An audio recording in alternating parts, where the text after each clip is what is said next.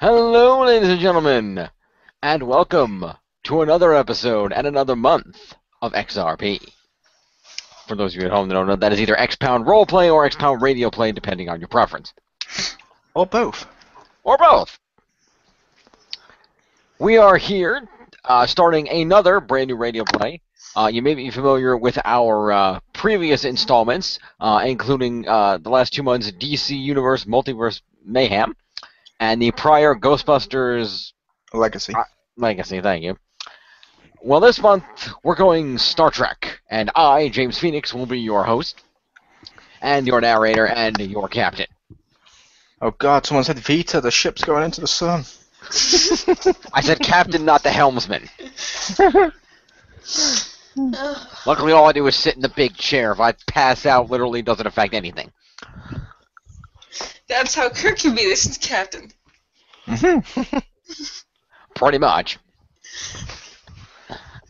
So, this is Star Trek, the Optimum Syndicate. Star trekking across the Universe. Always go forward, never go. Yeah. So, this is a new adventure featuring a new crew, populated by us, and we're going to deal some threats to the Federation. Joining me today, I will be serving as your captain, Captain Charles Bradford, commanding officer. Joining me is my first officer and chief engineer, Commander Li Long Xiao Fang, played by Marcus Shadow. Hello, and it's Xiao Fang. Xiao Fang, sorry. Lee long and prosper. Damn right. I like that. And over there, we have newly imported from the Gorn Hegemony, Lieutenant Junior Grade, and Chief of Security Tactical Officer, Jax. Hi everyone! You all have such really long names. It's 3 letters. No, like the whole long thing. Over here, one of our newest official Starfleet recruits, visiting for credit from Starfleet Academy, our communications officer and helmsman, Cadet Roger McClinton, played by Richter Hammer. Hello. Yeah, short names. Spoiler alert, he's the best one. No. That was last time. I'm trying something different. Fair enough. He's the best one. In space! Nice. 5, And 3, 2, 1. X-Pound in space. Anyway, we'll make that parody opening later. And of course, rounding out the crew near the end of the episode, a little later on, we have our what is effectively our acting chief medical officer, Nurse Nora Needleham. Played by Hi. Anastasia Lazerbeam. Needleham. I keep extra syllable. Not Needleham. Needleham. I gotta pronounce that right. Needle mouse. Me Needle too. mouse. Needle mouse. Beetlejuice. Summoned it. I like alliteration. Needle Alliteration is good. mouse. Hi Sonic fans. Nice. Hello to you too, Mo. Yeah. So, we're gonna have our pilot today, episode 1, entitled "Tried and True."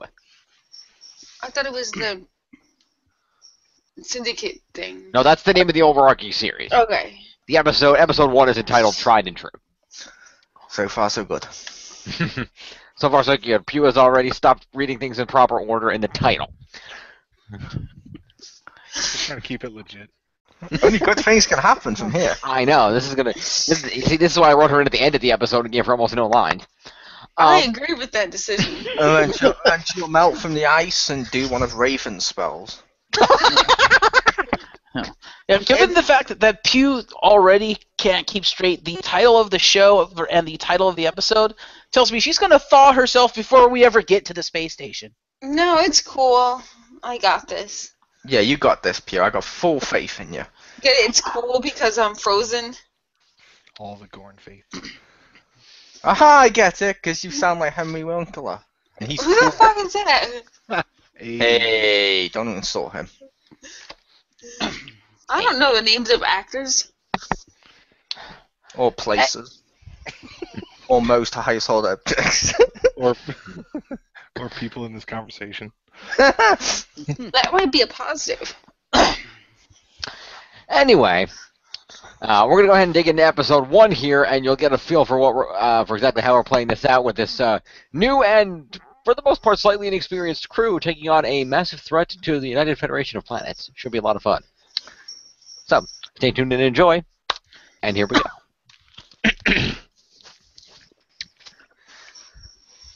Captain's log. Stardate 60162.7. First entry, Captain Charles Bradford, Commanding Officer, USS Conquest. Well, here I am. I've been assigned to the USS Conquest to supervise the testing of a new holographic cloaking technology that's being developed by the Starfleet Corps of Engineers. Why me, of all people? I don't know. I was in command of the Sanzio. After the Borg conflict, it was in a bit of rough shape, but she was a good ship. The Conquest, well, she'll do. We're set to head out to test this technology in a more distant area of Starfleet space so as not to cause any confusion as we test the various configurations of the holocloak. It has the ability to give us the appearance of various other vessels, both Federation and non, and we wouldn't want to turn into, say, a Romulan warbird in the middle of a populated Federation system. It might not end well. Interestingly enough, to monitor this technology and directly handle the tests, I've been assigned a new first officer. Leilong Zhao Fang, a former junior officer of mine aboard the Sanzio years ago, back during my days as the first officer. Testing should be interesting. The remainder of the crew, well, I've got a cadet from the academy, and luckily another familiar officer of mine from the Sanzio, Lieutenant Jax. He may still have trouble being familiarized with Federation technologies, but he's a good security officer, and I know I can trust him at tactical, so at least I have one officer I can rely on.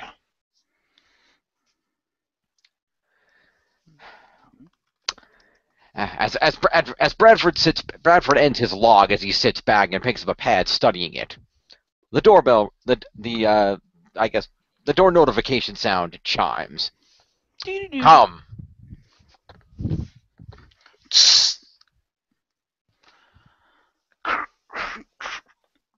Xiao walks into the ready room. So, they saddled you with this piece of crap, did they? So it would seem. And apparently this piece of crap is going to get some use thanks to you. Well, let's hope she can output enough power to, power this thing. Because it goes through the deflector dish, so, yeah, I don't know why they chose this ship, but, well, we'll see what we can do. Probably because it was readily available. Let's face it, it's not exactly the largest vessel in the fleet right now, and several of these took some pretty heavy shots during the Borg invasion. It's probably the quickest thing they could throw back together to deal with this.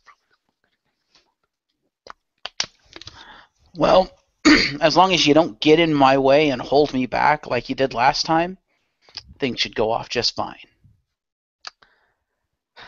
And as long as you make sure to remember your position and remember that you may be experienced, but wherever you've been, I've been there before. Let's do best to remember that. As long as you make sure your legendary status doesn't go to your head. I assure you I am quite the level-headed commanding officer. I wouldn't have been put in charge of the Sanzio if I were not, do you think? I don't know. They made me the chief engineer. This is true. I suppose not all decisions are the most logical. Xiao places a pad he had in his hands on Bradford's desk and slides it over to him. Here are the specs for the new technology. Good luck understanding them. I don't have to understand all the details to have a general concept of how it works. I did take basic engineering at the academy like everyone else. I might not be on the Corps of Engineers, but I know my way around a starship. We'll see, Bradford. We'll see. Anything else? Not really. Just one thing you might want to be aware of. Yeah, don't have us try to be something larger than us. We haven't quite worked out how the hell a ship of this size would give off the signature of, say, I don't know, a warbird. Understood. Maybe you can work those kinks out along the way. With the core of this thing, doubtful, but I'll see what I can do. Well, everything has to start somewhere. Let's not get ahead of ourselves. A successful test here means the Starfleet will be more than willing to pour resources into this to help secure the Federation. After the Borg, we can use all the security we can get. True. So, did they bother to tell you where we're going to be conducting these tests? They're sending us to an unpopulated system. Not too far from the Alpha Beta border. It's relatively out of the way, so regardless of what we turn into, we shouldn't be detected by anyone. And if we were, most people would disregard it as an off signal. It's far enough out of the way that it shouldn't be a problem. They wouldn't want us near a populated system in the event that, like, maybe not a warbird, but if we turned into some type of Romulan vessel, or, for that matter, who knows what else, Dominion, I mean, anything, we could stir up a lot of trouble very quickly, because this, as far as I understand it, is a relatively top-secret new technology. We don't want to go flashing it around in front of everyone in the quadrant. This is very true. That also brings up my other concern. New prototype technology we're testing. Yeah, what happens if we end up going up against a warbird? What happens if the Romulans decide they want this technology? We can't really defend ourselves on this tub. For once, we agree. My understanding is that we are only to test this technology, and that if anything were to go wrong, well, we call for help and pray.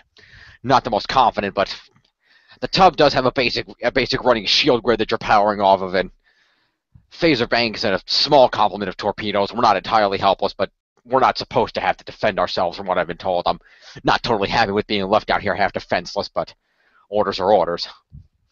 Half defenseless with a skeleton crew. Well, if that's all, Captain, I think it's time I met what little crew we have. They should be on the bridge by now. I'll be out shortly after I review your notes. Welcome aboard, Commander. Sir. Xiao turns and walks out of the ready room, leaving Bradford to his own thoughts.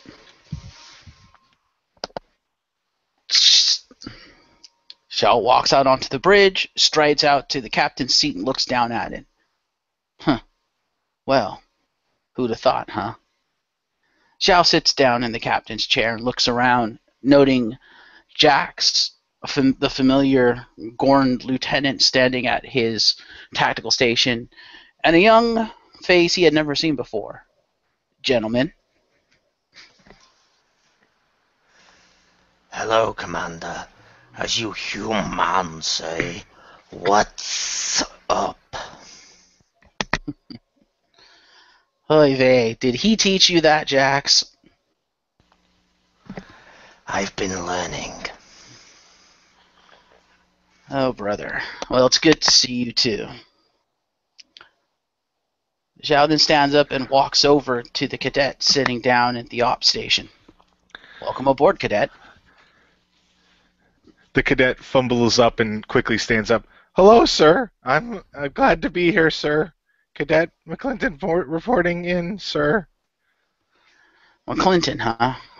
Well, seeing as how this is pretty much it, I think you can drop the formalities, kid. Okay, sir. Yes, sir. Right away, sir.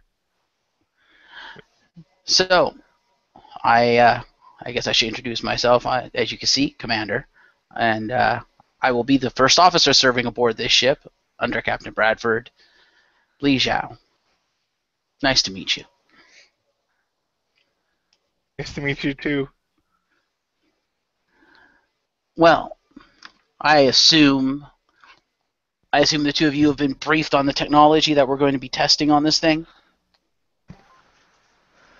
I understand the basics, Commander. Excellent. Yeah, most of it's over my head, but I think I get the general idea. All right. Well, Cadet, get us underway to the coordinates. Jax, I want you to prep the technology. Everything's going to be funneled through your control because it'll be going through deflectors. I'll be down in engineering. Prepping at will, sir. Captain should be on the bridge momentarily. Jax, the con is yours. Xiao turns and walks to the turbo lift.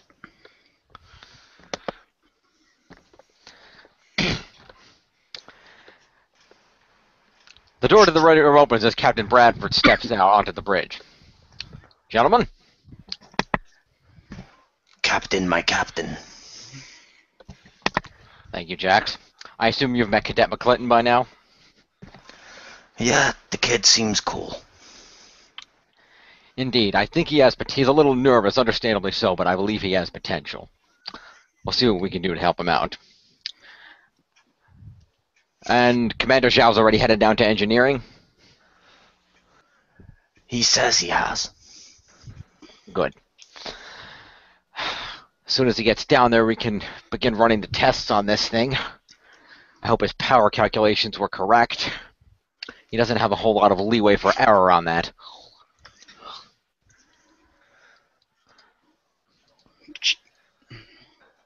Engineering to bridge. This is Xiao. I'm in place.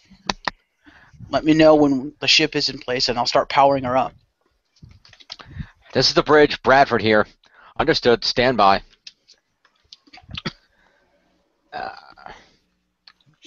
Ship.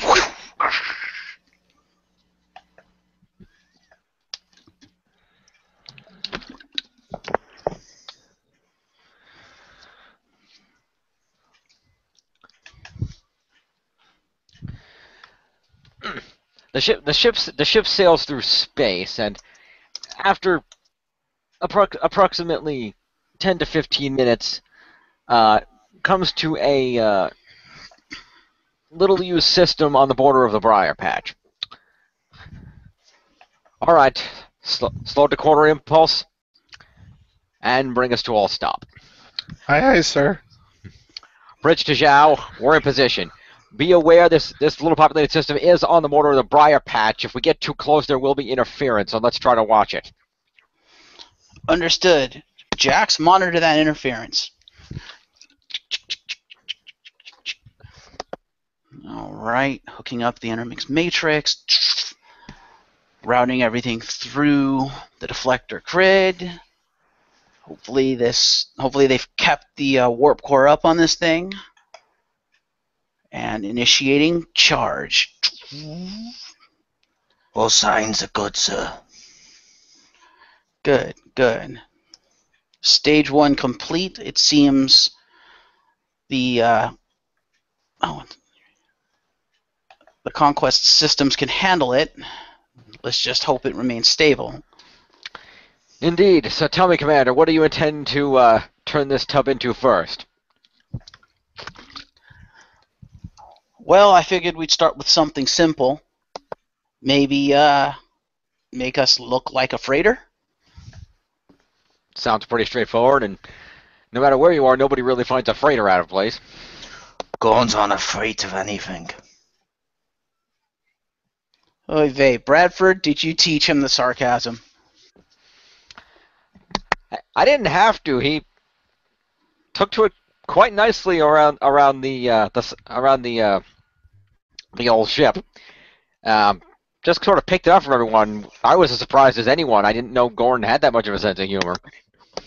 Well, I had to develop some sort of sense of humor. It makes the new guy less afraid of the giant lizard. Jax turns to the cadet and grins his massive lizard teeth. Yes, sir. Less scared, sir. Roger slightly trembles as he turns back toward his console. All right, everything should be prepared here. Jax, flip the switch. Flipping the switch, sir. Jax uses his claw and flips the switch. Click.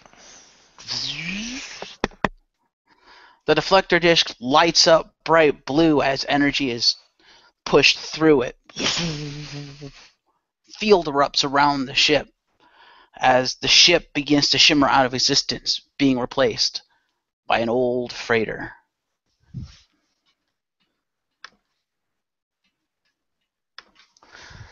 Good, good. Power levels are holding steady.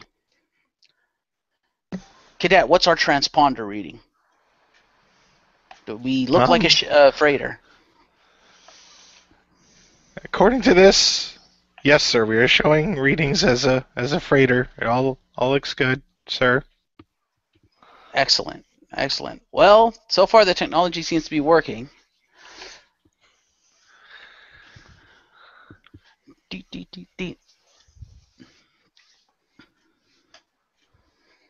All right, let's try something a little more advanced.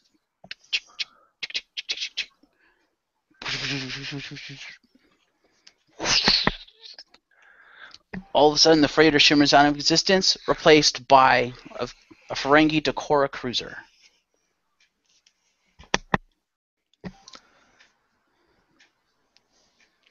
That's so impressive. Indeed. Not bad. You're looking good so far, Mr. Xiao. Keep it up. Thank you, Captain. I'm reading a couple fluctuations in the lithium matrix, but that's easily adjustable. I'm actually surprised that this old bird can handle it. Cadet, readings?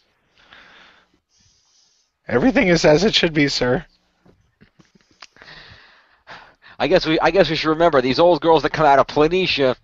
They might not look like much, but they can handle quite a bit. True that. True that.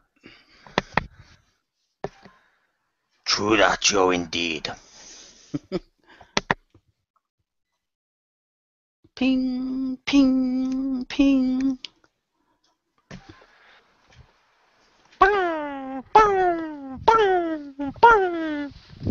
Pew, pew, pew. Why are we doing this? Mr. Xiao, why is my red alert going off? That's not a red alert, sir. That sounds like an incoming comm? It is, sir. We're getting a message on a subspace frequency that's not really used anymore. Interesting. On an unrelated note, Mr. Xiao, remind me to reprogram the klaxons on this vessel. Apparently some of them are gone haywire. Understood. In the meantime, let's take a look at that transmission. Bradford steps from his chair and walks up to the cadet's console, looking over his shoulder at the message. It appears to be text only. That's unusual. Even if it is on an old subspace frequency. Well, that's interesting. It appears it's a frequency not used much anymore, but the signal seems to be coming from somewhere in the area of Bajor. Either the planet itself or possibly Deep Space Nine. Why would they be sending a signal all the way out here? If it's coming from DS9, why would they be using subspace? Well, that's the other question. Obviously, it's somebody didn't want this message to be found, at least not by anybody in the immediate area. Bradford reaches over and pushes a couple buttons on the console, putting the message up on the main view screen. Let's see here. It appears to be, definitely Bajoran trying to get a signal out. The message seems to indicate that someone in Bajoran space has been picking up unusual activity on known Cardassian frequencies. It says they suspect the True Way might be making covert movements. Why wouldn't they report that to DS9, though? I mean, Captain Rowe would easily be able to investigate that. Why would it? Unless... Oh, that's right. I forgot. Ever since the Dominion War ended, the Cardassians have been playing nice with both us and the Bajorans. There's probably Cardassians on the station. Whoever found this out was probably worried the True Way might have operatives listening and couldn't risk anybody hearing it from in there. They were probably hoping somebody outside would pick it up and investigate that was outside the range of Cardassian influence.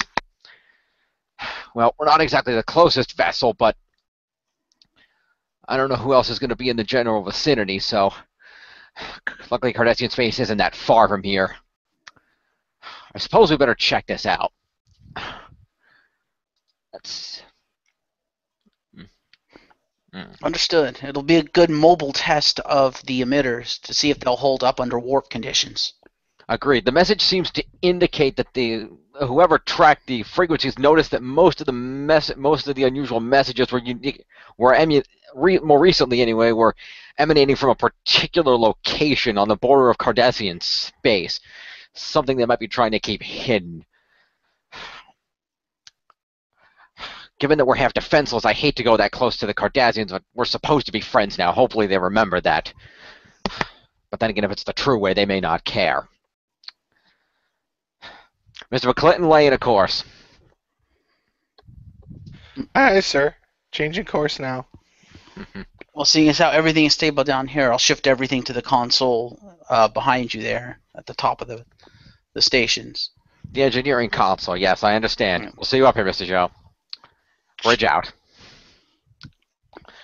Bradford cuts the comm and sits back down in his chair as the ship kicks up to warp 5 and heads toward the source of the signal, which has been determined to be on the Cardassian border, not far from the Hugora Nebula. As Xiao steps onto the bridge, he notices some readings on his engineering console in the back. Huh.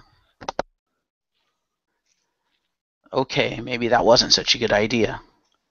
Mr. Jax, shut off the hollow emitters, would you? Yes, sir. Jax pushes a button, powering them down. That's better. It appears when we go to warp, it puts kind of a strain on that. Gonna have to look into that later. Not entirely unexpected, given that the hollow cloak itself drains from the warp engines. That amount of energy outputting the two sources would put a taxing on the entire system. True. If I might make a suggestion, Mr. Xiao, given there's only 5 of us on the vessel to begin with, this thing's normally capable of 40. You might look into that by patching life support from the decks we're not using into the system. That's probably a good idea. Xiao sits down at the engineering console. I'll get to work on that. Leave the couple decks directly below us available. Our quarters are down there, so we'll only need those few. The remaining decks we won't need. Understood, sir.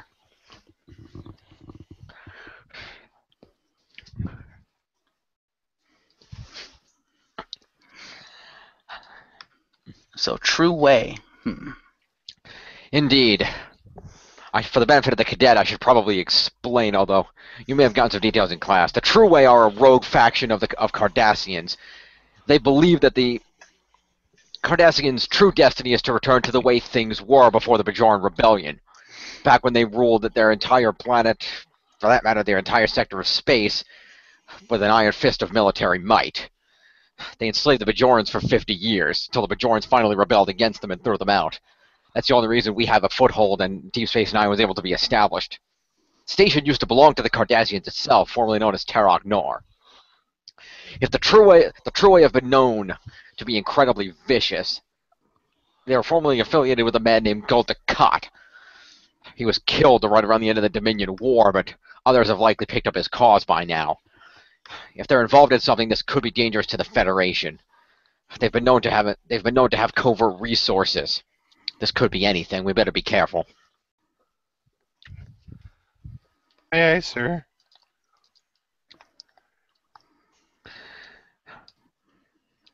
As a ship follows a signal through space, the ship begins to slow as they reach the source of the signal. Now this is where the signal is coming from. All right. Mr. McClinton, scan the area, see if anything shows up.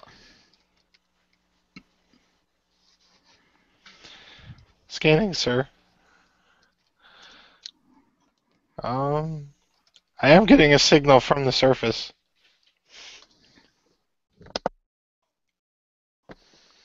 The surface of what? I didn't think there were any habitable planets in the area.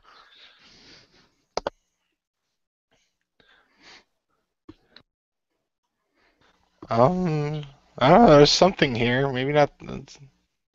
It seems to be like a vessel. Let me take a look. Okay, sir. Sorry, sir. No, it's not your fault. You're only a cadet.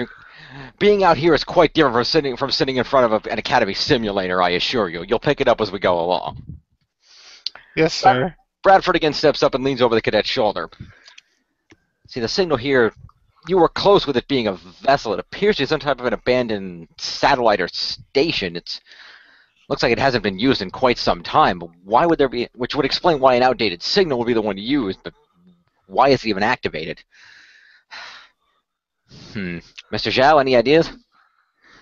Xiao stands up and walks down to join the captain and the cadet, looking down at the readings.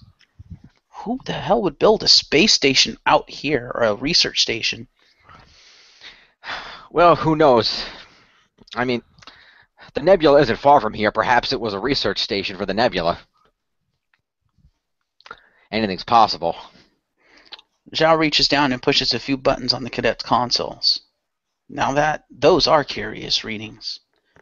It appears climate control has been shifted to subarctic temperatures. Why would a station like that even have climate control capable of those temperatures? That is incredibly unusual. Mr. Jax, do you detect any vessels in the area, potential enemies? I'm not seeing any. Good. Maybe they'll leave us. Good. Maybe we have time to investigate this before somebody shows up. All right. Well, somebody's going to have to stay behind and keep an eye on the ship in case anyone shows up. And it is tradition that the captain remain on the bridge in times of uncertainty. Mr. Xiao, why don't you take these two down and investigate the station? I'll monitor from here. Keep an open channel. Aye, sir. Let's go, boys. Xiao turns and heads to the turbolift. Also, given the subarctic temperatures being reported down there, you may want to don some environmental suits first. I'd rather not have a crew of icicles. Noted. Which means someone's gonna have to zip me up.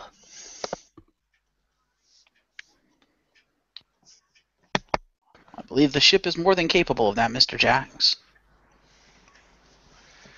Roger breathes a sigh of relief.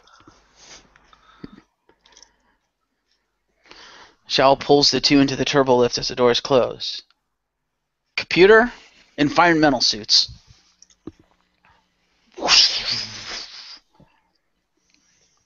The computer's replication systems within the turbolift materializes environmental suits around the three crew members as they exit the turbolift on the transporter deck. They make their way up to the transporter. Xiao walks over to the control station, punches in the coordinates, sets it to auto-transport, and steps up on the pad.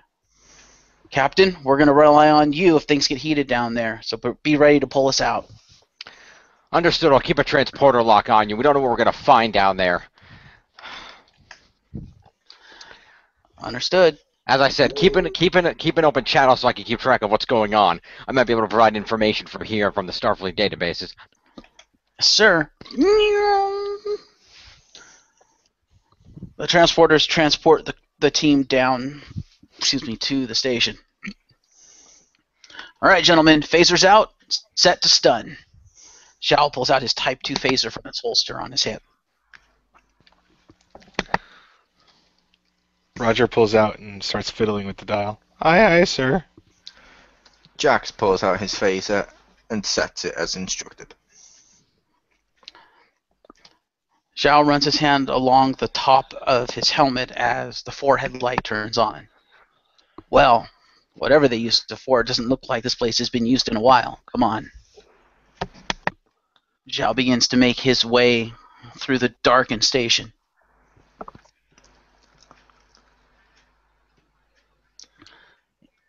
It is pretty cold here. Who would It want is, it this even- cold? Even with the suit, it's kind of cold. Why would anyone make it this cold? Maybe something broke? That's I a don't good think idea. I don't think so, Cadet. It seems intentional. Oh, sorry, sir. Xiao finds some working computer stations and walks up to one, brushing the frost off the readouts. Wait a minute. Doot, doot, doot, doot.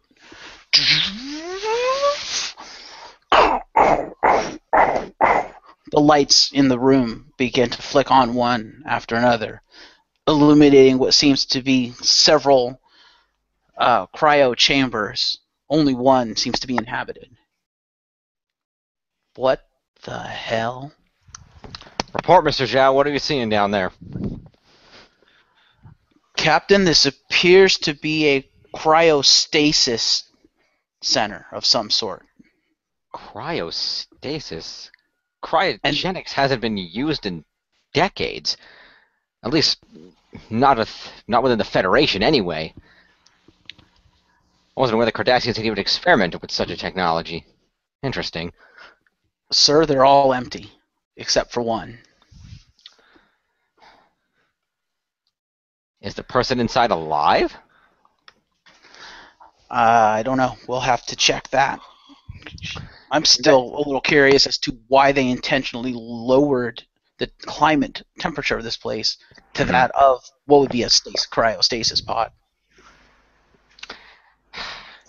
That is a bit unusual. It's possible. I don't know if you can see anything over there. It's possible they routed some of the actual components from the other chambers that you said were unused to create the freezing effect. True. Cadet, there appears to be a monitoring station about 3 feet to your right. Can you take a look at that? See if the one person inside that chamber is still alive? Yes, sir. Mr. Xiao, I understand this is a casual mission, and I know that we're both a fan of doing things a little bit archaic, but need I remind you the United Federation of Planets uses a standard metric system of measurement. Meh. Sir? Yes? According to this, all the life signs in that one are functional, so I think whoever's in there is actually still alive and just sleeping, sir. Excellent. Be honest, Cadet. How much do you want to put your tongue on that? I'm not very much, sir. I don't want it to get stuck to it and have to phaser cutter it off, sir. Not again, sir. Cadet, what do your readings tell you is actually in there? Gender, species. According to this, it is a human female. You get that, Captain? I read you.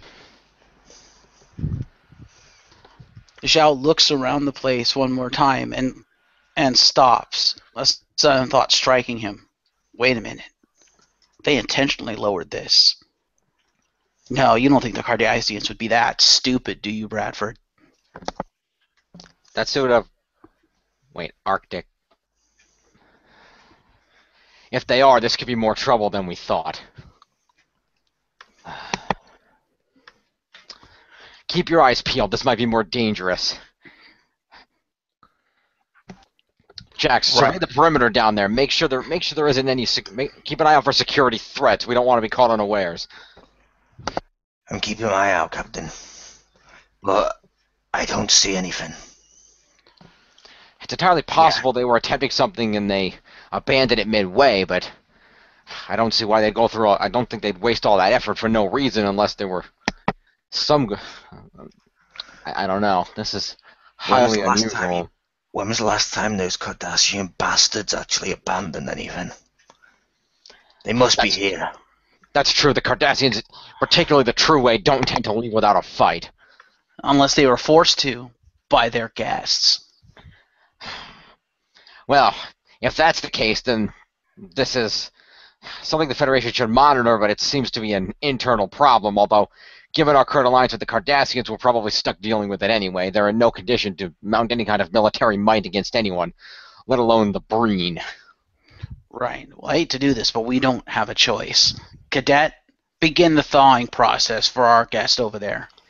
Xiao runs around to the nearest data center, pulls out an nice linear chip, and sticks it in the port, downloading all the data I can from this terminal. Good, and it's probably a good idea to get whoever's in that chamber out of there. For all we know, that person was put there against their will, or who knows how long they've been there. It's once we get maybe they know something about why the station was being used. If we get them back over here, the EMH can probably restore their vital signs, and we might be able to get some answers.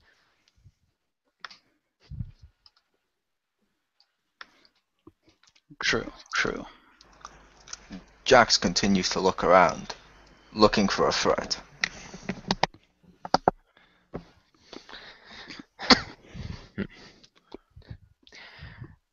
As the crew continues about their tasks aboard the satellite, attempting to learn what they can, they suddenly hear footsteps coming from around a corner. Clink, clink, clink. I still don't understand why you have to stand out here in the freezing cold. How are the damn Breen gonna help us anyway? I mean, they weren't much help in the Dominion War. The Dominion courted them. All they did was turn their backs on us, both of them. This is a waste of time. I understand your feelings, but these are our orders. Besides, if we can't convince the Breen to help us, then our course will be that much easier. As the two Cardassians round the corner, they spot the officers. Hey, what are you doing here?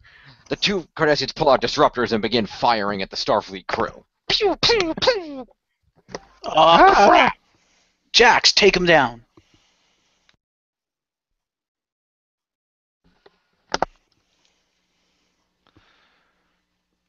Roger ducks down behind his console and pulls out his phaser shakily and tries to aim it over while just pulling the trigger.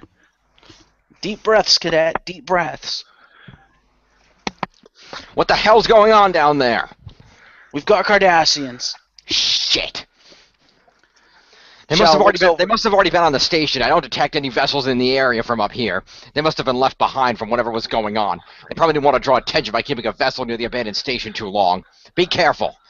They also mentioned Breen, so our suspicions are confirmed, Captain. Shit, that just makes this even worse. You've got to get that data chip back up here, and if possible, the occupant of that chamber. It's our only chance of finding out what's happening. Xiao looks over at the readout. 90%. We're going to have to defend the location. Jax, this is your area of expertise. See what you can do. I'd say take your shot, Cadet. Line it up, take the shot. It might draw that fire enough for the rest of us. Okay. Roger shakes around and tries to aim the phaser and accidentally shoots. Oops. Xiao sprints over toward the Cadet. Watch your aim, Cadet. Sorry, sir. Trying, sir. Haven't been in an actual firefight before, sir. This is a little scary. Xiao takes aim with his phaser and fires at one of the Cardassians, striking him in the side of the shoulder. Ah! Damn it! Keep them pinned down. I'm going to get reinforcements. Ugh. The Cardassian with the injured shoulder, holding his injured shoulder, lumbers around the corner as the first Cardassian keeps firing. A few moments later, the slightly injured Cardassian returns with three more allies, all of whom begin firing. Oh no! Oh no! Are we gonna die, sir? Not today, Cadet. Xiao glances over the controls of the cryo chamber. One of these has got to bring her out of this. Cadet, cover me. Yes, sir. Jax begins to fire. Pew, pew.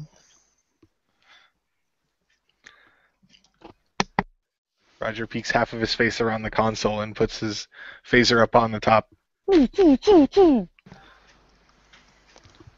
One of the stray shots strikes Xiao square in the back. Duh! Oh no, sir! Xiao! Xiao, what happened? A disruptive shot spears Xiao right in the exposed shoulder. Duh! Xiao slumps over onto the console, and as he hits the console, the defreezing process initiates on the cryo chamber. Jax, get the chip! Xiao slumps down off the console, right next to the cadet. On it. Jax runs over and grabs the chip. Well, at least you shot something, kid.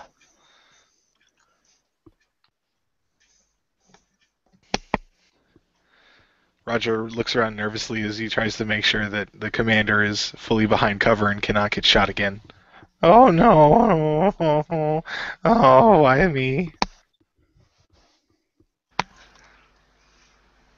A stray Cardassian disruptor shot strikes the glass on the front of the cryo chamber, exacerbating the process. The door slides open as the female inside falls out. I'm picking up an extra humanoid life sign. I'm assuming that's our friend from inside the chamber. Does one of you have that chip with that data? I got it here. Good. Then to hell with the Cardassians. Stand by for transport. Bradford presses several buttons on the console he's now standing in front of, as the four members, 3 members of the crew and the new occupant are beamed back to the ship. There, Jax, get the shields up. McClinton, get us out of here. Aye, sir. Roger stumbles over and sits down at the console and begins pushing buttons. Damn it, Xiao. Get us out of here and make sure no one tails us. I'm going to take Xiao down to the sickbay, see if the EMH can patch him up. Her too. Bradford puts Xiao over one arm, helping him up as he picks up the woman on his other shoulder, dragging them both to the turbo lift. He gets into the turbo lift and the doors close as he heads to sickbay.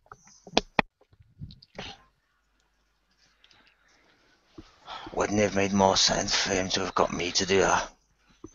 Oh, Probably, sir. you know that damn human pride. Roger turns back toward the console and swallows visibly. Yes, sir. Oh, don't worry, Rookie, you got no pride. That's true, sir. Thank you, sir. The ship takes off, escaping from the area and retreating safely back deeper into Federation space. Bradford returns to the bridge not long after. Alright, the EMH is looking them over. Alright, I think we should be clear enough. I don't think they're going to see us. Alright, let's do this. Mr. McClinton, cut the engines. All stop.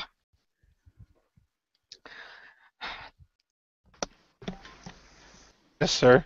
Cutting engines. Good. Now, with the engines down, Mr. Jack, see if you can engage the commander's cloak. Turn us into something inconspicuous. Maybe that freighter he had us. They shouldn't be looking for that. With the engines off, there should be enough power to run it long enough for us to figure out what's going on and not look suspicious. Yes, Captain. On it now. Jax begins pushing buttons and adjusting the knobs until the ship transforms into the freighter it once was. That should do for now. Computer, assume autopilot. Temporarily transfer command functions to sickbay. Authorization Bradford 357 Alpha. Command confirmed. You two come with me. Let's go see what we can find out. The 3 step into the turbo lift and head toward the sickbay. They arrive to find that the EMH has tended to Xiao's shoulder wound and he is now awake and seems to be in generally good condition. Feeling better, Commander? Much, thank you. So, Doctor, what's the prognosis? The doctor turns and looks at him. The prognosis is you were put in front of a shooting range, Commander. Kind of, yes. Next time, I advise you to bring a personal shield. So noted, Doctor. So noted. Bradford leans over to Xiao. Next time we're at Space Dock, remind me to have a word with Commander Zimmerman about his creation's bedside manner.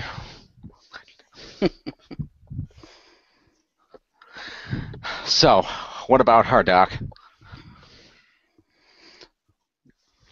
Female, human, based on her lung content and blood content, I would say mid-21st century. In remarkably good shape. For being 300 years old, I'd say so. Now the question is, what the hell is a 21st century human doing in a cryostasis pod in an abandoned satellite on the border of Cardassian space?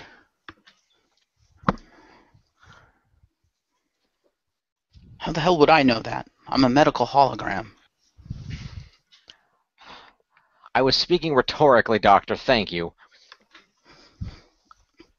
Xiao sits up and swings his legs over the bed as he rubs his shoulder. Well, if I had to guess, I would say she wasn't the only one from that era. Remember, there was at least 6 other pods down there. True. This isn't the first time this has happened. I remember reading a report from years back. The Enterprise, I believe it was the D under Jean-Luc Picard, stumbled across something similar to this. A series of slightly earlier 21st century humans in stasis as well. Seemed that back in the 21st century, cryostasis was a bit of a fad. People feared death. They were terrified of it and looked for any way to prolong it.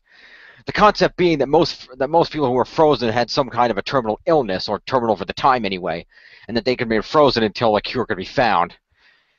That proved to be true in the case of the ones the Enterprise found. The CMO, Dr. Crusher, was able to cure the minor ailments they were suffering from, and from what I understand, they've gone about relatively normal lives once they got back to Earth. In her case, though, looking at the readings, Bradford looks at a pad sitting near the bedside. Well, I'm not a doctor, but she doesn't appear to be suffering any major medical issues, so it's entirely possible she's one of the ones that simply didn't want to die, assuming she was even, put into this willingly. The 21st century was a nasty time, just before the eugenics wars. And it's a place to visit historically, but I wouldn't want to live there. Very true. Xiao stands up. Well, I suppose all we can do is ask her. Doc, wake her up. Agreed. All right. The doctor walks over to the female human and presses a hypospray to her neck, injecting her with a serum that wakes her up. Tss.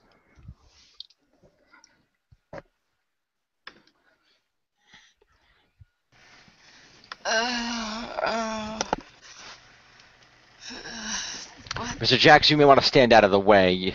Seeing you upon awakening could be a bit frightening. Hey, this is not my apartment. Yo. Hey, peoples. No, it's not. What's going on? May I ask your name? Hey, I'm Nora. What's going on? Pleased to have you aboard. Aboard what? This is going to be a bit of a shock, Nora, but I get seasick if that's what you're talking about. not exactly. We're not exactly we are on a ship, but not one aboard the water. I don't know how to tell you this, but by your calendar, it's the year 2383. You've been cryogenically frozen for over 300 years. You're fucking with me. That's not a thing. Shut up. Sit up and look around for yourself if you don't believe me. You're in the sickbay of the USS Conquest, a vessel of the United Federation of Planets, of which Earth is a founding member. We found you in a cryostasis tube on the border of space with a race known as the Cardassians. We're quite baffled as to how you got there, but it sounds like... That's enough. Stop saying things. Okay, just Sorry. whatever. I believe you. Mr. Xiao, why don't you give it a shot? I tend to be a bit over-informative. You know me.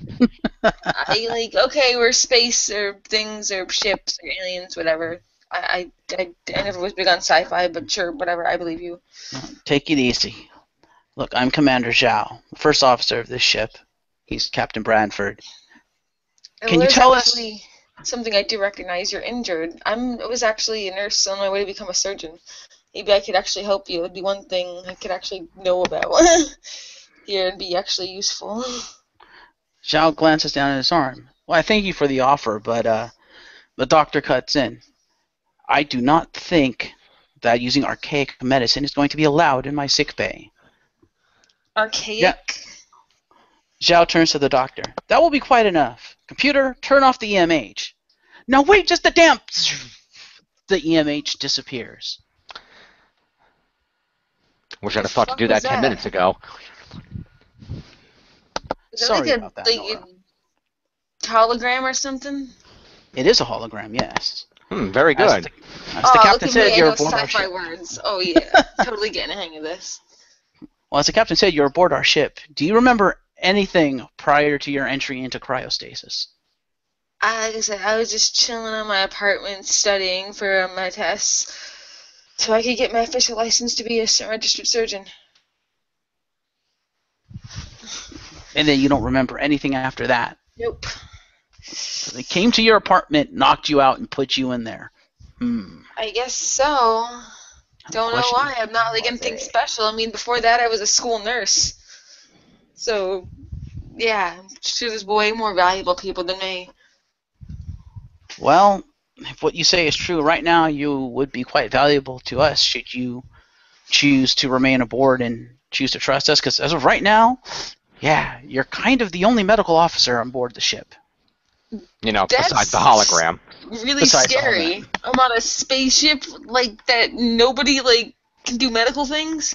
Wow, my brain's not even working. I can't even like. We weren't intended to need medical things. We were only out here testing some new designs for our shields and some holographic function. We weren't intended to be out here in any kind of situation where medical attention was needed. Let's just say plans went awry. I promise I'm actually a lot better at naming medical terms than that. I'm just not like fully awake right now. That's completely understandable. Given your lack of knowledge about exactly how you ended up with there, I'd imagine you probably have some memory loss from the freezing process. That's not unusual with cryogenics, especially prolonged cryogenics such as you've been under.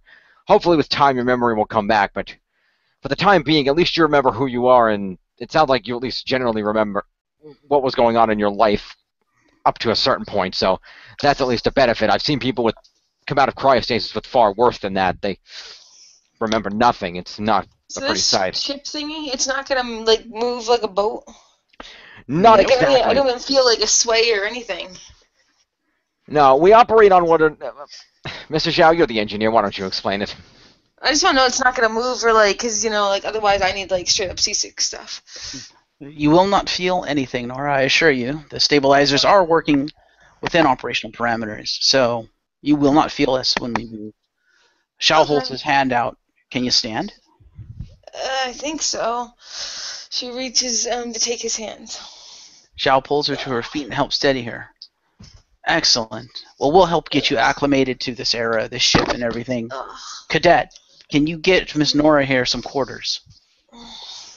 Yes, sir. Right away, sir. Good. Get her set up. Help her. She probably needs something to eat. If she has any questions about what's going on, answer them the best you can. You may only be a cadet, but you know way more about our time frame and what's going on right now than she does. So, for once, you're actually the expert. Yes, sir. I will do my best. I will look into that for you. I will say maybe.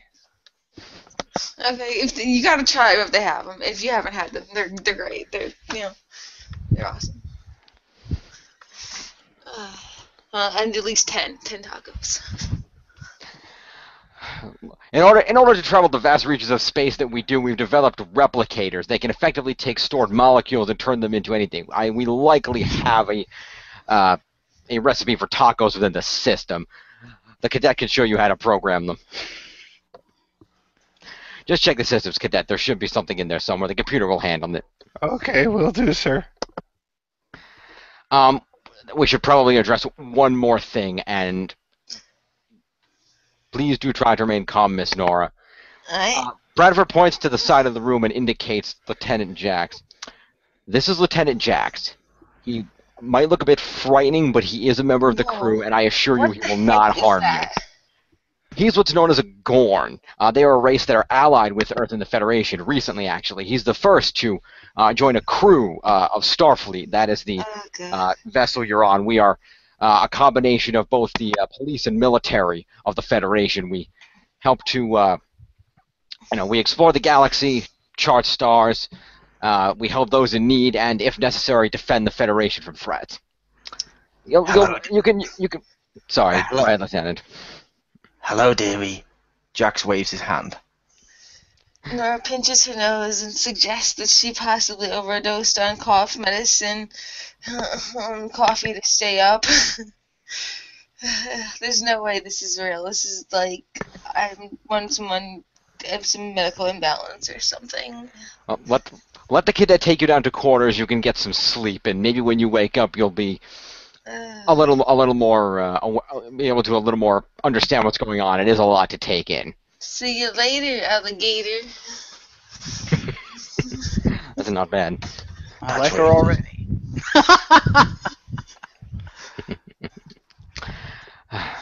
The cadet takes Nora, and they head out of sickbay, heading toward the turbo lift to go down to the quarters deck. Well, in the meantime, I think we have a bigger problem. If the True Way are working with the Breen, that's not good for the Federation. We saw what they did when they were allied with the Dominion. Even without them and with the limited resources of the True Way, the Breen are still a formidable threat. If they're plotting something, we need to know what it is. I'd say contact the Federation, but at this point, the Cardassians probably know we were there, and if they are allied with the Breen know it too. They'll be looking out for us, and we can't risk running the engines on the way back, or we'll drop our disguise. We got away from there, but we aren't that far from Cardassian space, and given what the implications of what we found, I wouldn't put it past them to come into Federation space to chase us if they thought they couldn't get caught. True. We should have the computer run the chip of data, see what that station was actually doing with all that cryo equipment. Why don't we just disguise ourselves as one of their ships, Captain? What do you think, Xiao? Can she handle it? We might be able to get away with one of the smaller destroyers. Now the question is, will they question why such a low-ranking vessel is out here? Well, as long as it's something they wouldn't necessarily find. Honestly, I think we may be better as it is, only because if we turn into a Cardassian vessel, that may attract unwanted Federation attention. Remember, we're not supposed to be dealing with this at all. If the Admirals find out we went rogue on this, we're all going to be facing a court-martial. I do have one recommendation. Go ahead. Lay in a course for DS9. I doubt the Cardassians would dare attack DS9.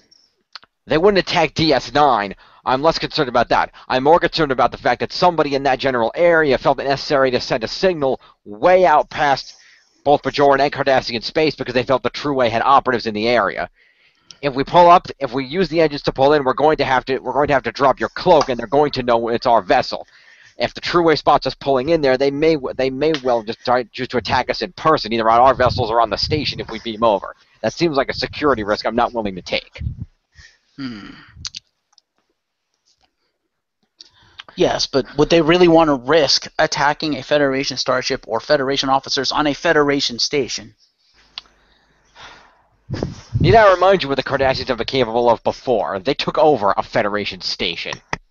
Granted, the Cardassians are strictly speaking our allies, but that's why it would be easier for them to frame it as a mistake, or if they are working with the Breen, they could frame it as a Breen incident and keep themselves free and clear. Then we launch a war with the Breen without evidence that it's even warranted. So we should just land this freighter somewhere safe. I think for now we're okay here. As long as they think we're a freighter, we shouldn't get any unwanted attention. A freighter could have stopped to determine a new trade route, or even to assess inventory and cargo to determine a necessary stop. So I don't think anybody will question us if we remain here. Right now we need information and we don't have it. But get accessing that data chip and find out what was going on that satellite. Okay, the cadet is indisposed. Mr. Jax, return to the bridge and ensure that radio silence is maintained. We don't want any signals going out that could give us away as not being the freighter we appear. And see if you can help Mr. Xiao continue work on the holocloak. If we're going to be stuck out here dealing with this type of a thing, we may need to look like more than a freighter if we're going to pull a trick or two. unfortunately, I hate to say it, but we've just walked into what may be hell, and right now, we're on our own. End scene. Alrighty. Oh, snap. Oh, snap. Well, that was episode 1. Tried and true, because true way. Are we back in Ghostbusters? What do you mean? Isn't that literally the way one of the Ghostbusters episodes ended? Of where it's hell on Earth and we're all alone, and we just walked into it. Probably. That was probably the Asylum episode. You're right. Hey, there's multiple hells. I put the hell thing in spontaneously. I was just gonna say we're on our own, but it sounded better when I did it that way. It sounded more ominous. Also tried and true because 3 of the crew members used to work together, so the tried and true of True. That also fits. That went well. Yeah, what did everybody think? Was everybody comfortable with the characters? Everybody like where we're going? Everybody think we're, we've got enough. Also perfect that my character was kind of groggy and sleepy. I know, it worked out. It was written for me. It's almost like I wrote it for you. I know. Perfect. Perfect that her brain wasn't working. Also, we totally called it. Rick was the best character. Oh, he totally was. It's adorable. It's so, Rick's always the best one. That's his job. It's such a little dickless loser. It's amazing. It's like a kitty you punch too much and then it just bruised and like missed him forever. What the fuck is wrong with you? It's like Okay. That's such Why are we still recording this? I was gonna say, we should probably sign off I at don't know. this Everybody point. started having a conversation. I was going to try to wrap it up and ask everybody's opinion on the episode, see what everybody thought, and we went off on this tangent. We ended up with kitten abuse. I don't know what we got here. It's like Well, you see, adorable, but it all like started afraid in and the scared game. and stuff. That's where I was going with it. See, it's like adorable but scared and afraid, and because of like physical abuse, and that's kind of where I was going with it. Yeah, I'm pretty sure I'm pretty sure the hologram raped her. What? No. Tacos first. She has standards. That wasn't a thermometer. Oh God. Okay, that's enough. Nice. Well, thank you for joining me, and we will see you next week for episode 2 when we try to determine exactly what the Cardassians and the Breen are doing together, and if anyone else is involved. Spoilers, they're dogs and they're playing poker. Also Unicron. And stairs! And stairs! Alright, well, thank you for joining me. We'll see you next time, everybody. Bye-bye.